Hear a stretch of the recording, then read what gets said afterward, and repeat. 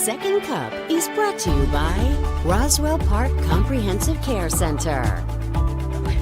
And then that's what we'll talk about today. I think we should talk about that. Good morning, everybody. I have a special guest, and boy, are we chatting behind the scenes. We both have new babies in our lives, and we're so excited. Yes, I'm a granny, and last time I saw you, yeah. So I know. Oh, well, thank you. Yeah. So this is Lisa. Everybody remembers Lisa from who's joining us to talk about Shakespeare in the Park this morning, which we're so excited to talk about again. We have a new show coming up. Yes. Tell me what the show is and what people need to know if they want to go check it out, because you know this is like a summer staple in Western New York. Of course. Yeah. Well, we just closed 12th Night, Yeah. which was our first show of the season on July 13th. A huge success. It was wonderful. Perfect way to start the 50th season. And we actually have our touring show going on right now still, too. Romeo and Juliet Abridged. Love. Whenever we're not on the main stage, we're out somewhere in Western New York. And then Richard III hits the stage on July 24th, which is this Thursday. Okay, so we're going to talk about that because this Thursday is going to be a hot one, too. Yes. I want to know how your actors deal with that in a minute. But first, people can just come out and see Shakespeare in the Park. Bring a blanket, bring a chair, bring a picnic. And, you know, we say this all the time. I've been repeating it for, 50 years. It's like a community picnic where there happens to be a free Shakespeare Festival show happening. And we're in the beautiful Olmsted Park. And it is. It's great. There's really, after 50 years of us being there, there's no excuse not to go. And how long have they been practicing this show? Well, each show rehearses for about 4 weeks, and then the run, or 3.5, 4 weeks, and then the run is 3.5, 4 weeks. Once we open, we're there Tuesdays through Sundays. So you're running the one show and they're rehearsing the next show because that one just starts right off the bat. Yep. Yeah. No rest for the wicked here for Shakespeare in Delaware Park. Do you have some people who play in both shows? No, years ago we used to. I feel like that would can't be even remember how we did it, but I mean they'd be rehearsing one show during the day and doing a show at night. But now people are just in one of the shows. May I just point out that Peter has also pointed out what a great color combination we have. We said the same thing. Lisa said we look like Barbie's dream house. I said we sure do. Okay, so Thursday could be a record breaker. We've been talking about the temperatures too. Beautiful day today, beautiful day yesterday. Thursday could be a hot one. Those costumes. Well, let's talk through how they do this. We're used to it. They're used to right? it. Okay, well, they're pros. We hit the wonderful thing about all of our casts this summer. We have a lot of veterans, but we also have a lot of new folk and a lot of new actors, which is what we love. With such large casts, you can bring new people into the Shakespeare family. So we do warn people. Luckily, really at night it does cool down. Yeah. I mean, we're thinking the heat of the day when you're out trying to do lawn work or walk your dog, but generally when the sun goes down it's a little cooler. Our actors do sit behind the stage, behind the dressing room trailer, under the tree, and we have an air-conditioned trailer where they get dressed in. Mind you, all 30 of them aren't going to be sitting in there at one time, but usually once they get off stage, they can cool off a little bit. Get a little breather. Yes, yeah. I said it never fails when we do Shakespeare.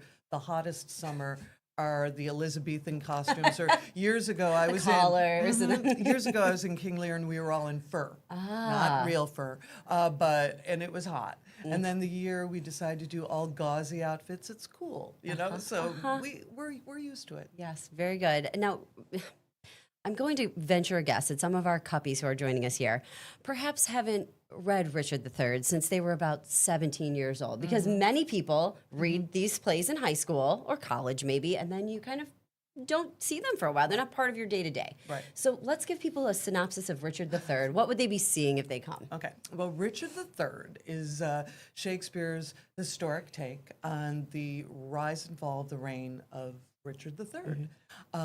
Richard uses manipulation and betrayal and murder to rise to power, and then ultimately fails. Yeah. So there's a lot of battles. There's a lot of betrayal. Yeah. Yeah. Big themes for Shakespeare.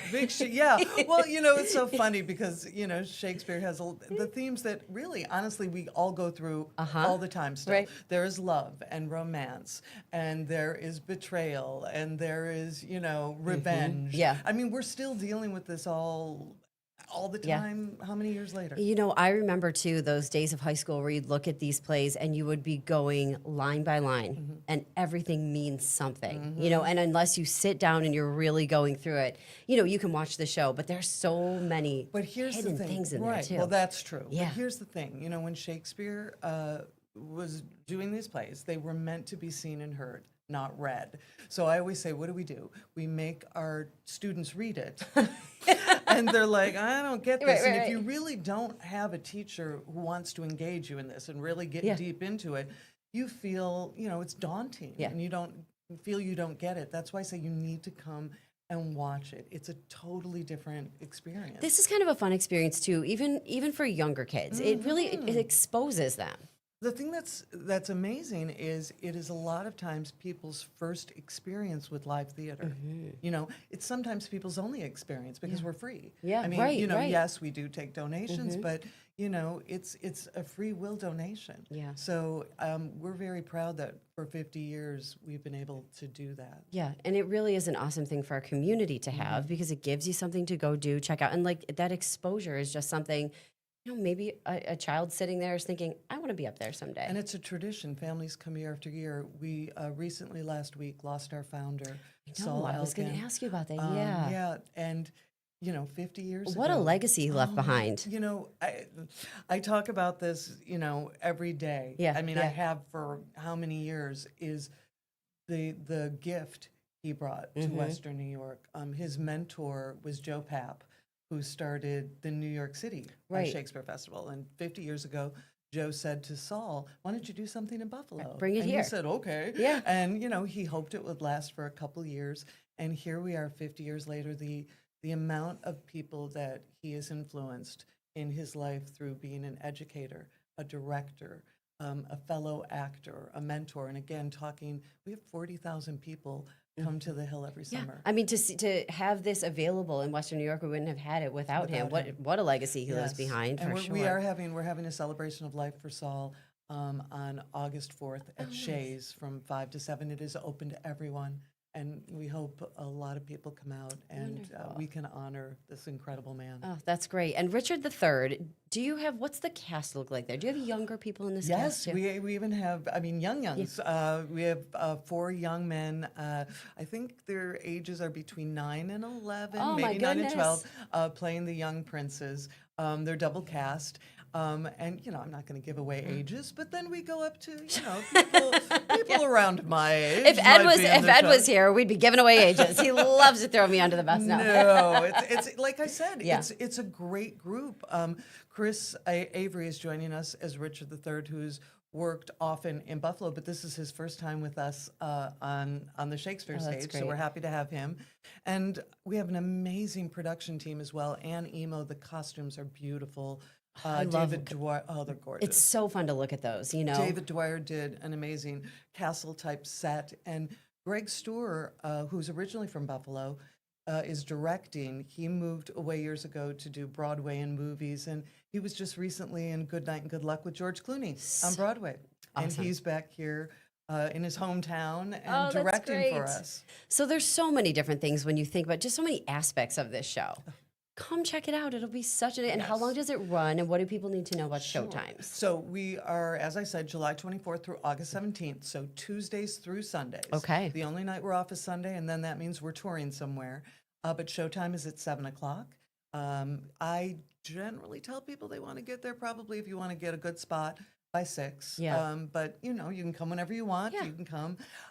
If people have any sort of issues with walking to the hill, we do have a golf cart, a courtesy golf cart. Oh, that's so nice. That's on Rumsey, that Okay. people can go there, and we are happy to escort you in and escort you out at the end of the night. Oh, that's We're great. absolutely free. We do take donations at intermission, and it is the amazing audience who's kept us going for 50 years. Oh, it's so wonderful. It's a really great thing to have. You know, go at 6 o'clock, bring your snacks, bring your Wegmans sub. Yep. That's what we do. Wegmans is one of our sponsors. We would love for you to bring That's a what, you know Wegmans. what? Doesn't it seem like when you're a picnic, you're like, just get some subs from Wegmans? Yes, and you can bring new babies too because you don't have to stay for the whole show. It's yeah. nice to be outside outside with the baby. They get some fresh Uh-huh. air. I'm just saying. And then as they start to melt down, you simply do. And you get to go. My husband and I say 7 o'clock is a tough time with the new It's- babies. We yeah. call it the witching hour. That's all my friends called it. My you know, daughter too. Yeah. They just start to like lose it. Well, I'm very excited because my daughter's in North Carolina with my new baby, but they're going to be here in August, so I get to take them. I am going to make sure they That'll get be to so the nice. hill. Now, and Connie had asked about your granddaughter. Oh yes, her name is Della. Isn't that the cutest name? Della Joan, and I know people say this all the time when they get grandchildren, but like your life changes, and I so my goal is if anybody gets to see them while they're visiting in town, we need to talk them into moving to Buffalo because Buffalo's an amazing place. Okay, we can do that. Thank you. I think we can do that. And wait, Lisa or Connie also said that you got your hair cut and it looks so great. Oh, I did. I just did it different today. Thanks. It's really cute. You're very sweet. Shirley says, Lisa, you've been a joy to this community in so many things. Oh, thank you. Isn't Second Cup the best? Yes, thank you. I want to come here every day. Well, Ed's off this week, so. Oh, okay. Well, Actually, he's not no, off. He's he's at working nights. days. I He's saw working him last days. night, yeah. I know. Up to the big time now. Yeah. No, that's great. And it's so nice to have. I love the idea of taking the baby if I wasn't in bed by like 7 and 8. But I love the idea of exposing kids when they're young to these different things because like, it's what my parents would always say when we were little. You try a little bit of everything and then you get to see what kind of the kids are into. Well, again, I mean, picture this. After 50 years, and this is true, I now have people who are bringing their children or their grandchildren because they were brought when they were little, you know? And again, it becomes a tradition. Everybody says they know when you start seeing the stage in Delaware Park being built. Yep. The summer's here. So I like to run love through that Hoyt Yep. Lake area and I look over, I see it all stacked up for a little bit. And then all of a sudden we're here. Yeah. And you know, the last thing I'm going to say is it amazes me how people can recite Shakespeare and how good they are at it. You know, because it is really like a true talent for some people. Well, it's funny. As an actor, whenever I have done Shakespeare, it does. It is. I don't want to say more difficult, but I have to take more time. Right. You really have to know what you're saying because our job is that it might be confusing to the audience. So we need to really know it so that the audience knows what we're saying. Because, right, a lot of the language we don't hear every single day anymore. So And it's, again, I don't want anybody if they come to feel bad. You might not get every word. You might go, what? But you're Right. going to understand Right, the because show by seeing it. like you were saying, it's the way that you're acting out the line. So I might not know exactly what you're saying, but I can tell what you're doing, what you're saying, you know, what you mean Right. by all these different And things. then you feel a part of it. And then the last thing I wanted to talk about quickly is for Curtain Up this year. Yes. On September 19th, Shakespeare in Delaware Park is doing a co-production at Road Less Traveled. So we're going to be inside doing a production with them called The Book of Will, which is when the Kingsmen founded the First Folio, putting that together. And it's actually a really fun show. Oh, I and love- so hopefully people will come out. I and love a curtain good. up. I love a good show. It Yeah. just takes you,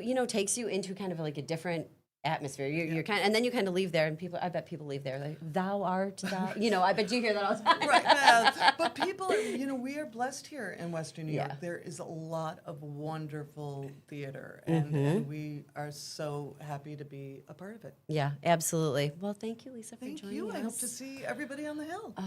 You know what? You'll have to send me a picture of I Della. know. 'Cause I really wanna I have see. my phone everywhere, but when I was coming here, I left it in my car. I'm going to send you a picture of I did Bella. the same thing yesterday too. I went to an event that I was going to MC. My mom was watching Logan for me. I get there and someone asked about him. I go to take out my phone. I go, "Well, Mother of the Year." My phone's in my car. See, but I usually have a little book too. I carry real pictures. Oh, actual photos. I do, I yeah. do love. I print a ton of them. Yep. They're up on my walls. I'm like, Paul, put this. That's great. Yep, yep. Thank you, Lisa. thanks for having me. It's Thanks, so nice to everybody. have you. Go see Shakespeare in the Park, everyone, and just remind us of the dates one last Yes, time. July 24th, So we open Thursday. on Thursday, and then through August 17th, Tuesdays through Sundays at 7 o'clock. Text your girlfriends, text your friends, get together, have a Yeah. little picnic, and enjoy. Great. Thank you so Thank you. much. Bye, everybody. Bye, I'm Lisa. heading out. Oh, she's such a wonderful guest to have. And she looks adorable. That dress is so darn cute on you. You're adorable. Bye, Lisa. Okay, thank you. Yeah, I want to see her. You guys know how I love a baby. Now, John, are you joining me here? Do we get to talk about more babies or? You want to talk about your show? Oh, it's my show now, huh? Lucky me. Well, wasn't that nice to have Lisa join us? Love her. And love Shakespeare in what am I Delaware. supposed to Hey, have do you here? gotten to see Shakespeare in Delaware Park yet? No. Yeah, you have the I'm weirdest uncultured. hours too. Yeah, I'm Well, uncultured. you're uncultured and you Yeah. have strange Yeah. hours. I was trying to save you there, but That's all right. The Cuppies know me by now. you're I'm actually just uncultured. It's fine. uncultured. No, you should go. It's cool. I gotta fix this. I haven't mic gone first. for a long time because sleep. I also don't know. I think the first year I was here, they did like Macbeth or something like Yeah, that. sure. But I don't know these Shakespeare performances. That's why you go get exposed to it, like Lisa said. Even if you don't know all A of the creature words. of habit, Uh-huh. Catherine. Uh-huh. Even if you don't know all the words, you'll figure Do it you out. know the words? All of them, yeah. I'm not going to do it right now, though, because that would just... We should have I don't Katie wanna- perform. I don't wanna show That's you what up. we should do. Okay, so here's the question that I want to talk... Oh, Connie says she hasn't been for 15 years in Shakespeare. Oh, Connie, maybe Can you- this... I don't know if pass me she's that even mouse? here. You want this mouse? Here. Hold on, everybody. A little behind the scenes look. There you go. I can click it here. It's all right. I Okay. got it. Bam. Pull Beautiful. up videos. Oh. Whatever you want. Oh, Yep. very nice, John. You're so fancy. Yep. Because I did also. Oh, Anita said she didn't know about Shakespeare, but it sounds like a lot of fun. Go check it out. It really is cool, and you can bring your whole, like we were saying, Wegmans hubs. That's just what Paul and I use as a go-to when we have to do picnic stuff. Mm-hmm. But it's a perfect thing to do. You just go lay at a blanket, chill. It's nice. I haven't been in a while, only because of my weird sleep schedule. But when I could go, we would always go because it was really fun. Mary says she's never been. Definitely check it out. Peter says get the Cliff Notes. It is nice to do a little Wikipedia read ahead of time so you like have the concept of what's about to But happen. you don't need to because you know every word, as you just said. I do. Right, right. For those who don't. Right. Okay, so let's talk about this. When did you get your first cell phone? Cuppies, when did you get your first cell phone if you're like of the younger generation? And if your parents or you were parents, when did you give your kids their first cell phone? What age? What's a good age to do that? I'm soliciting parenting advice right now. I think I was 12 or 13. Okay. And that's just because I was too immature at that time. You think that you were on the older side between your Yeah. friends? Really? Yeah, compared to my friends, yeah. Everyone had a cell phone in like 6th Now, are grade. you just saying that like, Mom, all my friends have a cell phone? Or did they actually have cell phones? No, like my older sister, who was 10 times more mature than I've ever been in my entire life, had a cell phone when she was like middle school. So I was. Your I parents was are late to like, the we game. can do this by Yeah, child. It's yeah. not a specific age. Yep. So here's what's interesting about this. It's this whole discussion, and it stems from, right, New York State banning cell phones in the classroom, which I can totally I see so many sides of it. But there's a new study that shows smartphone use in kids under 13 can be linked to different mental health problems. And then we spoke with Dr. Turkovich, we love him. And he was saying so much of it is because of social media. So my other question is, when you get a cell phone, does it automatically come with that social media capability? Or I do think you so. hold off on that? You're like, okay, you can have the cell phone, but not the social media. Oh, like from a parent's yeah, perspective? right. Yeah. Did you get the social media right away? I was not, no. It didn't even, I mean, I had an awesome MySpace page. Great song. But- that was a great way to fight with people too. on MySpace. Oh yeah. Oh, and 'Cause ranking your friends. Yeah. I You would didn't- rank them not. Oh, it's I didn't so participate good. So in that. passive aggressive. It was great. Mary says she thinks 14 is a good age. Kelly says her kid got hers at 12. She was literally the last one in her grade to get Yeah. one. Wow. That's what I'm saying. So I got my first one when I was 16, but they were kind of like still being developed then. Like people weren't walking around with cell phones when I was 14. Was it a Nokia? It was it was a track phone at first, where you had to go buy the minutes because my parents were like, we're not paying for a full on cell phone plan for you. If you want a cell phone, you can go buy the card to the minutes. And then I was really careful about using all the minutes. And then I did get that Nokia one that everybody had, like the Yeah. little brick phone. Yeah. That's the one that I took to college It's the with me. good stuff. Yeah. Gotta get back to that. My 2-year-old grandsons have phones, probably got them, two older grandsons have phone, probably got them around 11. Linda said, my first child didn't get one until he was 16. Peter's kind of my age range. He didn't get it till he was 21, had his first cell phone. Didn't get my kids phones until they got their jobs, never for school. Connie, I never gave my kids a cell phone when they like started that. college and working. That's when they got theirs. Sherry, I got the kids' first cell when they started high school because they were taking the Metro bus. Do you have a feeling of when? Oh God, I have no concept right now. Mm-hmm. The social media thing and the kids and like especially Snapchat kind of stuff, all the stuff that they're Yeah. like, it is terrifying to me. I mean- Like navigating that as a parent has to be really hard. Even right now, the things that I use for kind of just enjoyment on social media, some of the stuff can send you down some like, what's it called? Oh my gosh, I'm blanking. Like a dark path, like a dark I internet wasn't gonna say a path? dark path, but I felt like that was too bad. Uh-huh. Rabbit hole. Uh-huh. Rabbit hole. Like it can send you down a rabbit hole of like, ooh, I need to change some things, or I need to look at some things. See, in my mine life. are mostly dog videos, baby videos. Yeah. Here's one thing I will say that I've noticed, though, in my age and with obviously the stuff I'm buying, the stuff I'm looking at, there are so many parenting like things out there that I feel stressed out about a lot of it because it's so much like, are you doing the right thing? Is your baby doing this? Is your baby doing this? Don't worry about the milestones. Worry about the milestones. It's a lot. Sometimes I'm just like, forget this. Yeah. Every baby's different, and I gotta just. And also, someone's milestone or how someone is going to raise their kids or grandkids or Right. whatever has no bearing on how you're going to raise baby Logan. And I think that we're able to also say, because we're older, right? A lot of this is fake. Like, I know that these people who are putting this stuff out there are not happy smiling their entire lives. And that I know that their house is not that perfect their entire lives. If it is, they've got someone cleaning it, But that is That'd be something, nice. but I know, right? That's something that kids, they don't get. No. Kids think that that's how things are.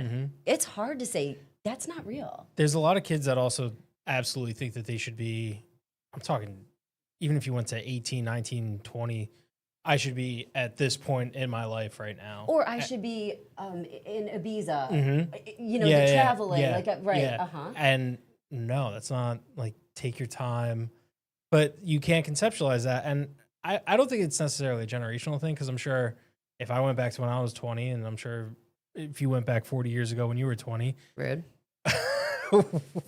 you also would have Playing been the role of Ed Dranch today. You also would have been in a similar John spot where it's like I should be so much further along in my life. Right. Or you compare, like I have friends that are married right now, house, kids, all that. And I still, even without social media, can compare my life to their life. Yeah. And I think there's a lot of pressure on people to feel like, oh, I can make this look like this influencer or whoever, makes this look. And it's not real life. In my experience, and maybe I'm, the one who's not normal, but it is not real life. Like my house is not clean most of the, like it's clean, but there's stuff everywhere. Party at Katie's house. There's baby stuff. The dog has brought 14 shoes into the living room. Thank you, Bandit. You can never find a pair of shoes when you want one because one's over there and one's like that is. But that's and you would never put that on social media, You could though. Well, that would be hilarious because Exactly, Bandit's that adorable would and be everything funny. he does is perfect. Yes. Erie County Blotter bringing up a good point here. Viral videos being shared by kids, and they shouldn't be able to see some of these graphic images and videos. I agree. Absolutely. I Like agree. that's scary when stuff goes around and my friends who have kids always talk about, things that happen like A at school, but B the stuff they see on the bus. And the words that they hear sometimes. She's like, I've never, they don't hear this at home, but they pick stuff up. Yeah, I mean, I get bullied by a 23-year-old every single morning, so I get it. It's tough. It's tough out here. She Yeah. might be 24 actually. I don't even know. Jeanette says when they took a payphone out of our high school lobby, did you have a payphone at your school? We did. We had I like don't think so. 4 payphones. Oh yes, I did. Yes, because I did. I'm telling you, there were not cell phones. They like started when I was in high school, like being more accessible to like kids our age. But we would use payphones. I'd call my mom on that. So when they took the payphone out of our high school lobby, teachers were not allowed to let their classroom phones ring. Everyone got a phone for use after school except me. I feel like I was bumming a phone off someone to call my mom. Finally, they woke up, but it seems like it was at the school at the time. Ironically, it caused parents to give in the Nokia phone. I get that. If they removed the payphones, then kids are like, I got to contact my mom somehow. Yeah. But I don't remember ever having my phone until I was a senior in high school. I never had my phone on me Yeah. at school. Like that to me is a foreign concept in Can't school. even imagine. Yeah. Like that's a lot. And I'm sure I had. you So got to be paying attention. And I'm someone that did not pay attention all that much in school, and you got to be paying attention in class. I definitely. So I must have had a phone because I was 16. My parents got me one when I could drive. When they knew that like, God forbid, I need to call them should something happen. That's why I had the phone, and that was made very clear. It was not for many other things, but. I'm pretty sure that we didn't really bring our purses or anything with us. I went to the all-girls school. I think we had backpacks or something, but we would there were no phones around the classrooms. We didn't even have backpacks. People weren't even really texting back then. Like it really wasn't a So- little tiny bit. People were texting all the time in my high Mm-hmm. school. But we would get in-school suspension, and you would get your phone taken away, and the only way you were getting it back is if a parent came down to the school and picked up your phone. So my parents were very clear. I don't think If your you dad get- would have liked that very much. No, Or he your said mom. he said flat out. He's like, if you get your phone taken away from you, if it's September, I'm not going there till June. So you just won't have a phone for the entire school year. Can we And tell people and what your it's- parents do? Your dad does. police, yeah. Okay, yeah, so do you know yeah. John's dad's a police officer? Yes. He was- My mom and He my was- mom and and my his dad were cops. Very, They were very probably like, absolutely not. by the book. Nice try. And then I went to Catholic school, so it was just a lot of rules. Uh-huh. All right, Lori says, my daughter got her phone this past year at 11. She was in 6th grade. We did not want to. However, she was staying for after-school activities. If we needed to contact her, she needed the us. The Apple Watch never worked when she was in school. Unfortunately, we had to cave more for safety. She was one of the last of her group to get a phone. Lots of things are limited with her. Right, so that's the other thing. Aaron Minkowski and I were kind of talking about this because, you know, he's done the 3 kids and, you know, Brady's still in high school, but there, you know, there are different ways, and I'm sure they've even expanded since Aaron was, you know, watching us, how to limit your kids and the different apps they can use and the time. Like, who was I out with? And one of the kids, oh, I know. And one of my girlfriend's kids said, hey, Mom, can you add more time to my phone? Could I have some more time? I'm sure kids can change that, though, too. If Well, they're not being supposed honest. to. No, but like a parental control, I think you can like limit the time that they have on different apps and the time that they have doing X, Y, and Z. Yeah. I'm sure there's some clever kids I would out have been there the who kid can. that figured out either 1, how to extend my time, or 2, whatever passcode they had, I would have cracked that and then extended my time on my own. Uh-huh. Peter says like, we can't compare ourselves to anybody, or then we really go down the rabbit hole. Erie County Amen, Blocker. Peter. I heard a private school here locally is locking phones in bags when kids enter school. So that could potentially happen in a ton of schools, because come September, there are no cell phones in schools, in classrooms, right? So school districts need to decide how they're going to do that. Have you ever been to like a comedy show and they lock your cell phone? Have you had that happen? No, but I've gotten yelled at a comedy show for having my phone So out. we went to see, I'm trying to think of the first, John Mulaney. Okay. We went to go see him, and this was probably 3 years ago, 4 years ago. I'm pretty sure it was a show. And they hand you a bag, but they watch you lock your cell phone into it, and then you put your phone back in your purse. And you're going through a metal detector, so you got to take all your phone. You got to take everything out anyways. Then if they see your phone, they make you put it, lock it into a bag, and then on the way out, you can unlock it. So Wow. you can't access it. Is it so you don't film, or so you're Correct. not? Okay. I believe that's why. And I think, you know what? I thought it was a John Mulaney. And also we saw Aziz Ansari. Mm-hmm. I think it was at UB. And that may have been the first time that Paul and I, that I experienced that. Was that Relocking awkward the back. first time? I could see it being a Yeah, little it was kind of different. jarring. It's not like they're asking you to hand over your phone, but they are having you lock it up. And I believe it's so, because comedy shows, like, obviously they want to keep their jokes, secret and whatever. So, yeah, you locked it up, but it's still with you. And I don't know if there's a way to unlock them minus putting it on the thing. I'm sure there's a million I different think in things. this video, it's I might not have it, but So there's there- the pouch. Yep, it's a pouch, and it kind of like locks it. Here. Yep, that's it. Yeah. And then see, you just put it on the thing and it unlocks. Is it not see-through? No, it's not. No, it's not see. I thought yeah. maybe if you needed to send a text or something like that, you still could. Yeah. And so, you know what, Peter? Yes, same. I've seen David Copperfield in Vegas, and they do. They have your phone there. I mean, like, you could get it if you needed to. I don't think it was actually locked, but like it's pretty small in there, and they would notice if you had your phone. But yeah, so schools need to figure out how they're going to be doing this, and I think there's a lot of them that might do that. I think it also, whenever we have this conversation, someone brings up teachers. What do teachers then lock their phones as well? I don't know. I kind of doubt that the same rules for students apply to teachers. Because you on the know? one hand, you could say, well, the teacher could end up being distracted just being on their phone. Yeah. Especially younger teachers. On the other hand, if I have a student that anything happens and I need to contact their parents, then I have that direct I think line. a lot of schools have phones in rooms. I don't know. Are there any teachers out there? Like, what are the rules, in your school district, and how does that work? For in our business, we have our phones all the time because people are always, reaching out to you, or you're trying to get a hold of people. I don't really know. Although, like, I have to assume the majority of teachers, especially when they're teaching and folks are phone's probably in their purse or something. I don't really know. You would hope. Yeah, I don't really know. Every day's a movie day. If you were a teacher. Oh, yeah. Anita says, I get the reasoning behind no phones in the classroom, and I sort of agree, but I am concerned with kids' safety. And that is the other end of it. Like, I do understand parents wanting to be able to get in touch with their kids. And then we could say, well, it didn't happen a long time ago, but then we can also say the world is different. So that's, I do see a lot of sides. I do. You could also hide bullying.